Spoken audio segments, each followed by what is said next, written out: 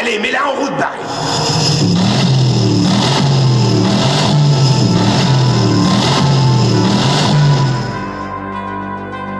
Écoute, tu permets que ça sorte un peu cette voiture. Hey, c'est le dernier né des Davis.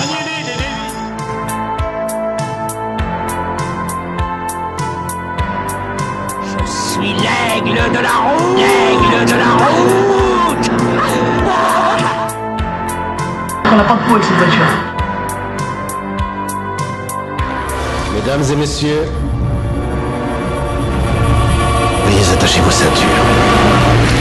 Salut tout le monde, bienvenue dans Attachez vos ceintures, le podcast de l'école de conduite CER Castelroussine et des Gauloises. Je suis Guillaume et aujourd'hui je suis en compagnie de Simon Potillon, qui est le gérant des agences CER de Châteauroux et de Déol. Alors aujourd'hui c'est notre premier épisode. C'est un peu un épisode de présentation, on se lance dans le monde du podcast. Et pour les gens qui ne nous connaissent pas, on va faire un petit peu les présentations. Salut Simon. Salut Guillaume. Comment vas-tu ? Nickel. Bon, heureux de te retrouver pour inaugurer. Tu vas être le parrain finalement. En plus d'être le patron, tu vas être le parrain. Ouais, quelle chance. Voilà. Alors on va commencer par une phrase rituelle que je vais poser un petit peu à chaque fois qu'on aura des invités. Qu'est-ce que ça représente pour toi ? C'est quoi ton rapport à la voiture, à la conduite ? Ok.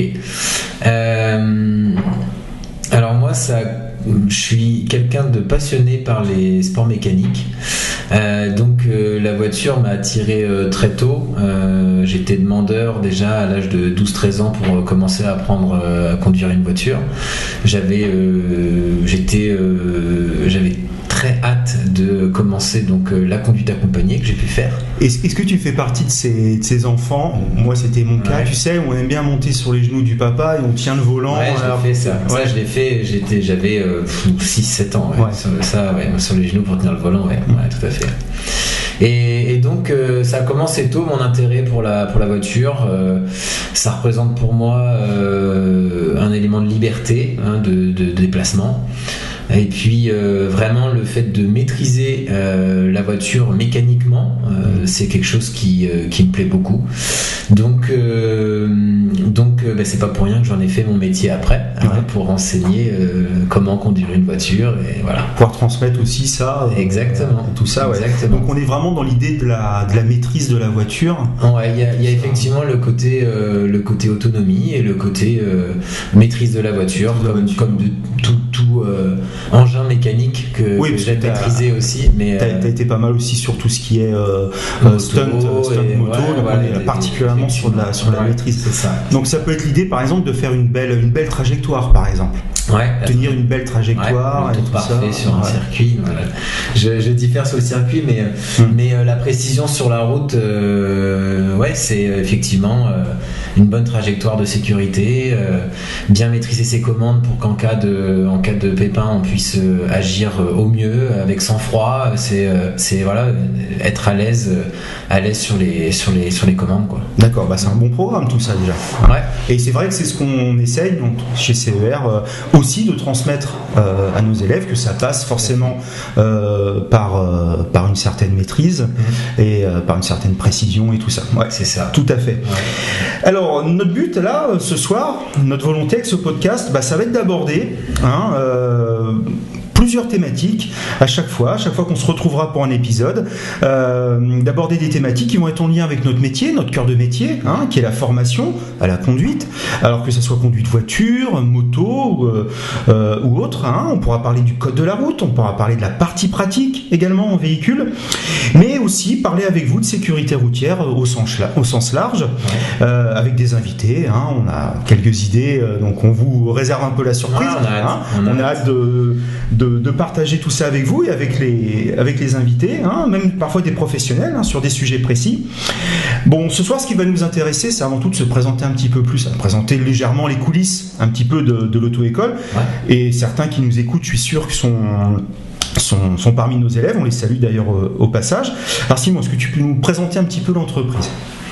Donc l'entreprise a 2 agences, comme tu l'as dit au début, une à Châteauroux et une à Déol. On est une même équipe sur ces 2 agences, donc une équipe de 9 personnes. Voilà. Dans ces 9 personnes, nous avons à chaque fois quelqu'un qui gère le bureau, donc 2 personnes qui gèrent le bureau, Et puis après le reste est composé de moniteurs, donc sur les différents permis qu'on propose. Voilà. En sachant que les personnes, donc on va les nommer, hein, c'est Pauline et Tony. Ce qui est bien chez nous, c'est pas toujours le cas, mais c'est qu'ils sont également enseignants aussi. Tout à fait. C'est-à-dire qu'ils peuvent. Ils ont complètement le recul, l'expérience pédagogique, ce qui permet d'être efficace sur un planning et qualitatif pour que derrière il y ait un examen à l'issue de la formation. C'est hyper important. Et de vous renseigner si un élève a une question, par exemple sur le code de la route, sur la pratique, ils peuvent tout de suite avoir leur métier. La réponse. Donc on fait tous le même métier. D'ailleurs, on est amené parfois à se relayer un petit peu les uns les autres. Ouais. Quel type de formation on propose, sinon ? Eh bien, donc évidemment le classique, donc la formation permis B, avec aussi la variante conduite accompagée. Voilà, donc le permis B, pour nos amis qui nous écoutent, qui ne seraient pas au fait des catégories, c'est voiture. Le permis voiture classique, qu'on peut avoir à partir de 18 ans. Et puis, la formation conduite accompagnée, qui pour obtenir ce même permis, mais qui permet de commencer dès l'âge de 15 ans, après accompagner des parents. Donc on le fait sur boîte manuelle, mais aussi sur boîte automatique, ces deux formations-là. Toutes ces formations-là. Ouais. Voilà. Et la moto, qui est plutôt pratiquée donc sur l'agence de Déol grâce à la proximité de la piste d'entraînement. Donc en moto, il y a le 125, il y a la formation pour avoir le 125 sans passer un permis, à condition qu'on ait le permis voiture. Ouais. Et puis donc le permis A2, c'est le permis, le premier permis moto qu'on peut passer. Et après, on a le permis A, qui lui est l'évolution du A2, c'est-à-dire qu'au bout de 2 ans de pratique avec le permis A2, on peut faire une formation qui nous permet d'avoir une moto complètement débridée. Le fameux gros cube. Voilà. On entend les motards nous en parler. C'est ça. Et donc la dernière partie, c'est la partie remorque. Où là, on a soit la formation B96, soit le permis BE. D'accord. Voilà. Là, c'est une notion de tonnage, de poids, je crois, la différence entre les deux. Avec la formation B96, qui n'est pas un permis, mais simplement une formation, on a le droit, effectivement, à une somme de PTAC de 4 tonnes 250, alors qu'en temps normal, c'est 3 tonnes 5, un permis B classique.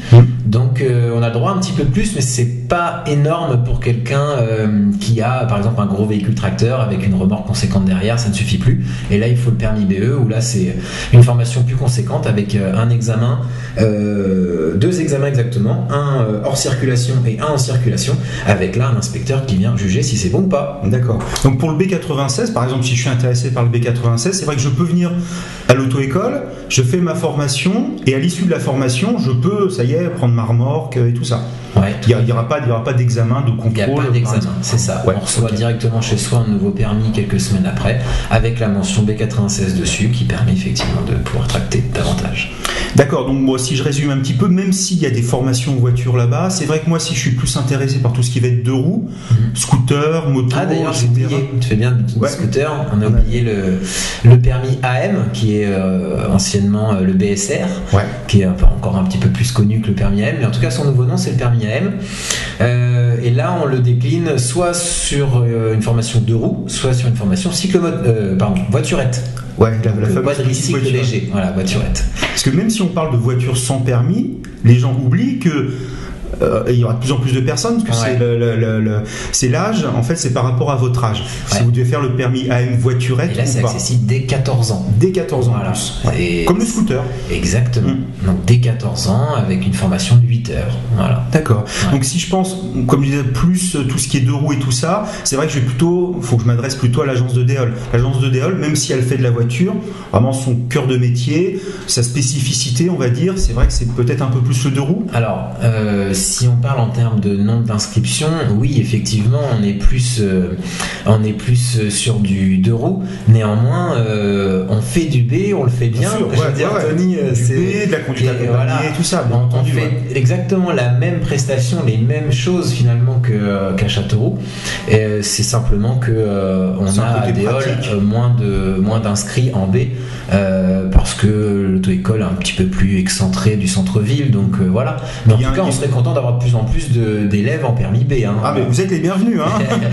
C'est surtout aussi pour un côté pratique. Pourquoi la moto est là-bas et pas répartie sur les deux agences? C'est parce que comme il y a les pistes d'entraînement qui sont au niveau du Mac 36. À 3 minutes de la boutique, donc c'est hyper pratique, on perd pas de temps sur les leçons, c'est plus productif. Exactement, c'est avant tout la raison. Pratique. Voilà, c'est avant tout ça. Exactement. Ok. J'aimerais revenir un petit peu, si on pouvait creuser un petit peu sur la conduite accompagnée. Ouais. C'est vrai que la conduite accompagnée, on le remarque, moi-même je suis enseignant, lorsqu'on a les jeunes qui reviennent, qu'on fait 1 an, parfois qu'on fait 1 an et demi, 2 ans de conduite accompagnée avec les parents, c'est un vrai plus pour l'examen. Ouais. Toute l'expérience, tous les kilomètres qui vont être engrangés, à partir du moment où il y a eu un bon accompagnement des parents ou des accompagnateurs, c'est vrai que nous, on a aussi une veille par rapport à ça, on essaye vraiment de les solliciter, de les motiver par rapport à ça. Bon, il y a un vrai plus. Est-ce que tu voudrais en dire quelques mots? Oui, alors il y a un vrai plus. Alors déjà, c'est vrai qu'on peut passer, si on s'est inscrit à 15 ans, etc., pour la formation conduite accompagnée, on peut éventuellement, si on a fait ces 3000 km et 1 an minimum de conduite accompagnée, passer l'examen à 17 ans. Ouais. Donc, ok, on sait si on l'a ou pas. Au moins le jour de ses 18 ans, hop, c'est officiel. Le permis se valide lui-même.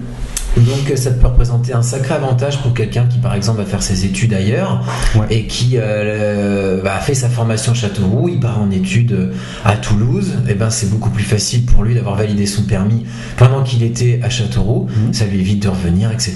Donc ça c'est un premier avantage. Ou même si par exemple c'est 18 ans ou l'approche de son passage de permis, ça va être au moment du bac. C'est vrai, souvent ils aiment bien se concentrer un peu plus sur le baccalauréat, ça permet d'anticiper ou de décaler un petit peu par rapport à ça aussi, tout à fait. Il y a l'atout majeur, tu l'as dit tout à l'heure Guillaume, c'est l'expérience. En France, on observe une moyenne d'heures de conduite pour une formule B classique, le permis voiture classique, d'environ 35 heures. Ouais. Okay. En conduite accompagnée, l'élève fait donc ses 20 heures. 20 heures de formation initiale. Voilà. Nous, en plus, on propose un petit plus, un gros plus, j'ai envie de dire. Avant de faire ses 20 heures en voiture avec un moniteur, il fait 5 heures sur simulateur. Donc il voit déjà la position des pieds, le contrôle du volant, trajectoire, passer des vitesses. Il a déjà pas mal de petites choses qui lui permettent de carburer dès ses premières heures avec le moniteur après en voiture. Donc c'est une formation qui est plus courte, c'est là où je voulais en venir. Alors, après les 20 heures, juste pour revenir sur le simulateur, c'est vrai que tu l'as pas dit parce que tu es quelqu'un de modeste, mais il y a un vrai plus, c'est parce que normalement la loi autorise les auto-écoles à intégrer ces 5 heures durant la formation de 20 heures obligatoire. Tout à fait. Toi, tu as choisi de ne pas le faire. Tu as choisi de conserver les 20 heures obligatoires et pour finalement aucun surcoût. Exactement. Aucun surcoût dans la formule, de proposer en plus les fameuses 5 heures de simulateur de préparation à la mise en pratique. On a vraiment à cœur de faire en sorte que les élèves puissent partir avec leurs parents en toute sécurité, et ça c'est un vrai plus parce qu'on gagne un petit peu de temps avec ce qui a été vu sur simulateur, et ça nous permet d'appuyer davantage, d'approfondir des choses importantes pour que ça se passe bien après avec les parents, quoi. Tout à fait. Ouais. Donc on a une formation qui est assez courte par rapport à un permis classique, sauf qu'après la formation se poursuit avec les parents, et là les kilomètres parcourus, minimum 3000, ça n'a pas de prix par rapport à des heures effectuées en auto-école. Il est évident, quand on a fait 3000 km, c'est bien plus que 35 heures. Donc déjà mécaniquement on a une facilité, ça n'a rien à voir, on le voit le niveau à l'examen en termes de gestion mécanique, d'assurance, c'est vraiment... Et puis les expériences rencontrées pendant la circulation qui font que ça fait de cet élève un élève expérimenté. Et le fait que ça dure 12 mois, ça va également lui permettre d'expérimenter tout au long de l'année des choses qu'il ne verrait pas sur 3-4 mois avec nous. En termes de climat, les intempéries, il peut commencer en été, puis finalement il peut connaître la neige et l'hiver suivant, conduite de nuit, conduite de jour, il y a pas mal. Et c'est vrai que, il faut aussi, comme tu l'as dit, les kilomètres c'est super important. Plus tu parcours, de toute façon, que ça soit n'importe quoi. Plus tu pratiques, plus tu acquiers de la maîtrise. Ce qui est important, c'est les kilomètres. Il y a une possibilité aussi de varier beaucoup. Ça va être le départ en vacances, pourquoi pas. D'ailleurs, on en profite. Conduite accompagnée, c'est sur le territoire français, les amis. Quand vous passez la frontière, vous repassez le volant. On est d'accord. Il n'y a pas d'accord européen là-dessus. Mais ça peut être donc ça peut être France entière à l'occasion des vacances. Ça peut être des trajets du quotidien également pour se rendre au lycée. Ça permet de développer aussi l'idée un trajet quotidien répété devient mécanique, etc. Et enfin voilà, il y a plein de choses derrière qui sont toujours intéressantes. Il n'y a jamais rien de perdu. Même sortir une demi-heure pour aller faire un créneau, c'est toujours ça de gagner. Surtout si on a effectivement une difficulté, là on n'est pas limité en temps, on peut en faire 30 d'affilée si on veut pour s'améliorer. Donc, et donc il y a d'autres avantages encore, parce que quand on obtient son permis grâce à la conduite accompagnée, on peut récupérer ses 12 points en seulement 2 ans. Alors que sinon c'est en 3 ans. La période probatoire est raccourcie d'un an, puisqu'on prend en compte l'année qu'on aura fait avec les parents. Voilà. Attention, le probatoire commencera bien à partir des 18 ans. Si vous passez votre permis à 17 ans, l'année des 17 à 18 ans, c'est un peu une année qui est neutralisée. Par contre, c'est vrai que 2 ans après les 18 ans, tu as raison, on récupère les 6 points sur 2 ans et on arrive à un fait 12. C'est ça. Au lieu d'attendre 3 ans pour. Et voilà, quand on voit que dès qu'on perd ne serait-ce qu'un point durant cette période probatoire, c'est cher payé parce qu'après il faut ramer pour récupérer les autres derrière. Donc c'est pas négligeable de gagner 1 an là-dessus. On fera peut-être un jour l'épisode, tiens, ça me fait penser, toi Simon, sur le probatoire. C'est vrai que c'est pas toujours forcément. Pour nous, c'est clair, c'est notre métier, mais c'est pas toujours parlant pour tout le monde. C'est sûr. Et on peut en plus avoir un petit gain au niveau du coût de l'assurance, puisqu'un assureur qui voit que le client a fait la conduite accompagnée, et donc il le prend comme un client expérimenté, et donc il n'y a pas le la coût de surprise. l'assurance peut être plus intéressant. Bien souvent. C'est vrai qu'ils en tiennent compte. On a des retours parfois d'élèves quand on en parle avec eux qui nous disent ça, tout à fait. Alors, du coup, si j'ai bien compris, on fait les 20 heures de conduite, la formation initiale, où on va amener l'élève à un certain niveau de maîtrise et de capacité pour qu'il puisse partir en sécurité. En fait, parce que 5 sur simulateur plus 20. Ça fait 25, t'as raison, effectivement. Donc on est sur 25, un volume de 25 heures à peu près de pratique. Et il part avec les accompagnateurs. Alors, bien entendu. Puis là, il y a les 2 heures en plus. Voilà. Rendez-vous, voilà. C'est ce que j'allais dire. On va pas, parfois, alors c'est vrai que parfois, et on les remercie, les parents nous font confiance, et on a plusieurs générations comme ça d'enfants. On a les petits frères, les petites sœurs qui suivent, donc ils ont un peu plus l'habitude, mais pour certains c'est leur premier enfant qui va être en conduite accompagnée. Il ne s'agit pas bien sûr de les inquiéter et de partir comme ça. Donc comme tu l'as dit, il y a le rendez-vous préalable. Voilà, le rendez-vous préalable de 2 heures, comme tu dis. Où là, ça fait toujours 2 heures de plus encore en pratique, avec les parents qui sont présents pour constater les choses qui restent encore à travailler, aussi les qualités, les points de renforcement. Voilà, tout à fait. Ce qu'on essaye pendant le rendez-vous de 2 heures, c'est sur à peu près, donc sur 2 heures, on fait 1h45, 1h30 de conduite, parce qu'on garde un peu de temps d'échange avec les parents.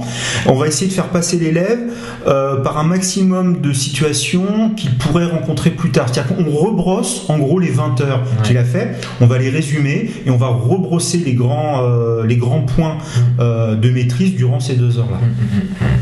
Voilà, c'est ça, et j'aime bien le dire, on passe le relais. Voilà. C'est ça. On passe le relais, c'est bien qu'il y ait ce rendez-vous pour que tout le monde dans la voiture soit en accord avec ce qu'il est bien ou pas bien de faire.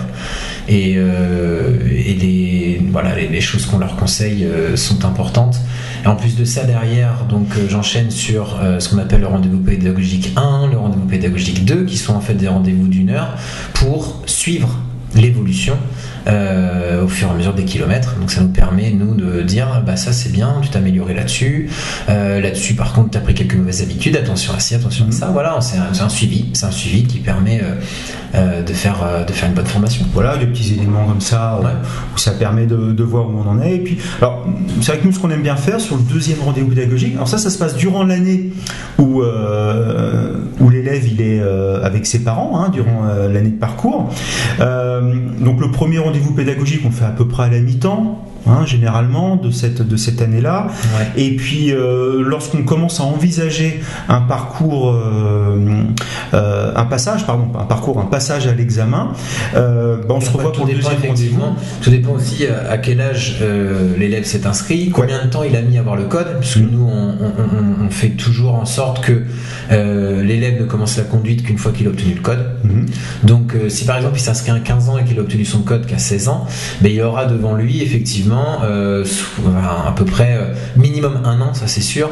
Et ce que je veux dire, c'est voilà, on ne peut pas aller en dessous d'1 an, ça c'est sûr. Mais ça peut aussi durer 2 ans et demi, parce que s'il s'inscrit à 15 ans, qu'à 15 ans et demi il a déjà, ou même 15 ans et 3 mois il obtient son code, on lui fait sa formation, ce qui fait qu'il va pouvoir bénéficier de 2 ans et demi, voire 3 ans, vraiment, voilà, au mieux en tout cas, de conduite accompagnée. Et voilà, parce que depuis tout à l'heure, tu sais, on dit un petit peu 1 an, mais 1 an c'est le minimum. Ça peut être aussi, si quelqu'un s'inscrit tôt et a son code tôt, il peut bénéficier de quasiment 3 ans de conduite avec ses parents. Oui, parce que rien ne l'empêche non plus de pousser jusqu'à ses 18 ans, s'il le souhaite, bien entendu. On me pose des fois la question, est-ce que j'ai le droit de conduire avec mes parents? Est-ce que la conduite accompagnée fonctionne toujours alors que j'ai obtenu mon permis? Donc dans le cas d'un élève qui a passé son examen à 17 ans et 3 mois, il l'a obtenu, il se demande si la conduite accompagnée elle est toujours en marche, quoi. Et oui, absolument. Jusqu'à ses 18 ans, il aura le droit de pratiquer en conduite accompagnée, et le jour de ses 18 ans, là il pourra être tout seul en voiture. Voilà, c'est ça. Pensez bien que tant que vous n'avez pas 18 ans et que votre permis finalement n'est pas validé, c'est-à-dire qu'il va passer en fabrication pour faire vous recevoir votre petite carte, donc vous pouvez toujours conduire jusqu'à vos 18 ans, mais pas seul. Voilà. Faut conserver vos accompagnateurs. C'est ça que je voulais souligner. Eh bien, très bien. Pour conclure, Simon, je te propose de parler parce qu'on en parlait un petit peu du code de la route et tout ça. Ouais. Donc c'est pareil. J'ai cru comprendre que c'était sans surcoût au niveau de la formation. Hein. Les tarifs ne changent pas. Ouais. Par contre, il y a quand même, moi je trouve une belle avancée là, un truc nouveau pour les élèves qui s'appelle le e-learning, qui concerne donc le code de la route. Est-ce que tu peux nous en dire un petit mot? Alors en réalité, voilà, le e-learning c'est vraiment une méthode d'apprentissage qui n'est pas en face à face avec un moniteur. C'est le fait d'apprendre sur internet, le e-learning. Là on a le groupe CER, CER Réseau donc national, a développé donc du e-learning qu'on a nommé nous le LearnyCode. LearnyCode. Voilà, donc LearnyCode, c'est le mot à retenir. C'est ce qui va permettre de travailler en ligne. Alors en fait, pour en revenir un petit peu à comment on en est arrivé là, on a connu cette période de crise sanitaire. Ouais. D'accord. On n'avait pas le droit d'exercer, on n'avait pas le droit de se voir, de faire des cours en salle. On a été énormément réglementé là-dessus. Donc moi j'ai creusé pour ne pas abandonner les élèves du fait que les salles de code soient fermées. Donc j'ai creusé avec les fournisseurs de code pour mettre en place des classes virtuelles en fait, et très compliqué à mettre en place. On parlait beaucoup de distanciel à cette époque-là. Voilà, du distanciel. Très compliqué à mettre en place, des bugs, des choses qui n'allaient pas, qui n'étaient pas qualitatifs aux yeux, enfin voilà, à mes yeux et du coup aux yeux des élèves aussi. Donc mine de rien, j'ai pas été le seul à y songer, à cette façon d'apprendre en distanciel. C'est dans l'air du temps, le télétravail on voit de plus en plus, etc. Donc CER Réseau a développé LearnyCode. Donc quand un grand groupe s'intéresse à quelque chose, forcément ça amène à un produit bien plus qualitatif que si Simon essaye de faire une virtual class de Châteauroux, quoi. Voilà. Ouais. Donc ça vient de sortir, voilà, le LearnyCode. Alors le gros avantage de LearnyCode, c'est le fait de faire du live.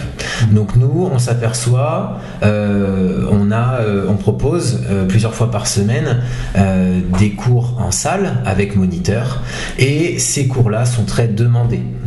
Nous, on se rend compte que les élèves, malgré cette digitalisation, ont envie de se retrouver avec un moniteur expert devant eux pour pouvoir poser les questions, pour être d'autant plus investis dans leur formation. Donc c'est quelque chose qui marche très bien. L'avantage avec LearnyCode, c'est que sans avoir à venir en cours, on a les qualités, la pédagogie d'un cours humain avec un moniteur en face, puisque justement on a un outil qui fonctionne. On se connecte à la bonne heure. Par exemple, j'ai vu que mercredi à 18h, il y avait un cours sur les passages à niveau. Hop, je me connecte à 18h sur LearnyCode. J'assiste en live à un cours. Donc on peut être 20, on peut être 30, on peut être 100 sur ce cours en live, mais j'ai le droit aussi de lever la main et de poser ma question.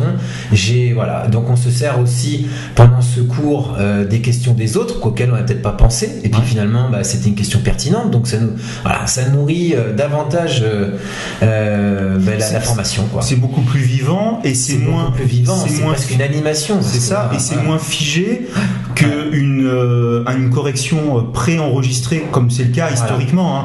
Aujourd'hui, on peut faire des leçons sur Internet et tout ça, et c'est vrai qu'on les corrections sont très bien expliquées, mais ça reste un robot qui répond en fait, alors que là, le fait que ce soit de l'humain, ça a beaucoup de valeur. Exactement. Alors, on insiste bien sur le fait que ça, c'est quelque chose, c'est un plus qui est proposé. C'est-à-dire qu'on n'enlève rien à ce qui est proposé déjà. C'est-à-dire que vous avez toujours la possibilité de venir ici à l'agence de Châteauroux, à l'agence de Déol, pour vous entraîner sur le code. Les deux. On continuera à faire également, vous savez que nous sommes présents, donc nous, on fait des cours en salle, et on a du présentiel aussi.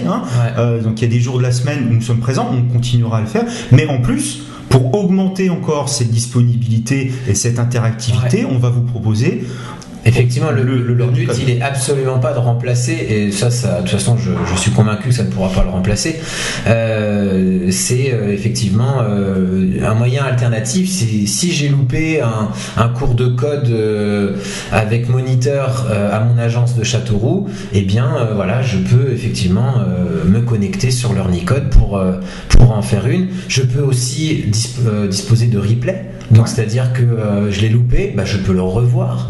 Donc ça apporte vraiment un plus. Et comme tu dis, ça n'a pas de coût supplémentaire. C'est simplement, moi je veux faire la différence entre les formations au code, si on peut appeler ça. En fait, on fait que des séries de codes sur Internet qui sont peu chères, on peut se le dire, mais qui n'ont rien à voir avec ce qu'on propose nous ici en termes de formation au code. On le voit tout de suite en voiture quand les élèves sont formés, soit par le biais du stage code accéléré qu'on propose, donc c'est 3 jours avec un enseignant expert où on fait que de travailler du code. Donc ces élèves-là qui font stage code, ou alors ces élèves qui viennent en salle ponctuellement à la semaine voir des cours de code, c'est une formation au code plus qualitative, on le voit au volant, que une formation faite en ligne, pas très cher. Vous l'aurez compris, nous notre credo, notre recherche, c'est la valeur ajoutée. Tout ce qu'on pourra vous ajouter dans votre intérêt, dans votre idée de réussir et tout ça, on essaiera de le faire. Et de toute façon, on le fera. Donc voilà. Donc j'insiste bien sur le fait que c'est un outil en plus qu'on vous propose au catalogue, d'accord, on n'enlève rien, on vous rajoute un outil supplémentaire. N'hésitez pas à le tester, n'hésitez pas à l'essayer, à nous faire des retours par rapport à ça. C'est un truc, c'est pour vous, utilisez-le. Ça, c'est le genre de choses qui ne s'usent que si on s'en sert. Si vous en servez pas, ça va faire une belle vitrine, mais malheureusement, le but c'est de s'en servir, et c'est d'avoir des bons retours positifs, évidemment. Et merci Simon. Je pense qu'on en a dit déjà pas mal. Faut qu'on en garde un petit peu pour les autres épisodes. Écoute, merci de ta venue, merci de votre écoute, surtout à tous. N'hésitez pas vraiment à nous faire des retours, à nous laisser des commentaires sur peut-être même des choses que vous souhaiteriez qu'on aborde.